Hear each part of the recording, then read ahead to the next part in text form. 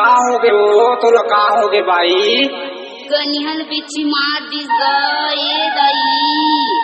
देखा वही मैं झाड़ दूंगो तो राधा तिरल बांट ले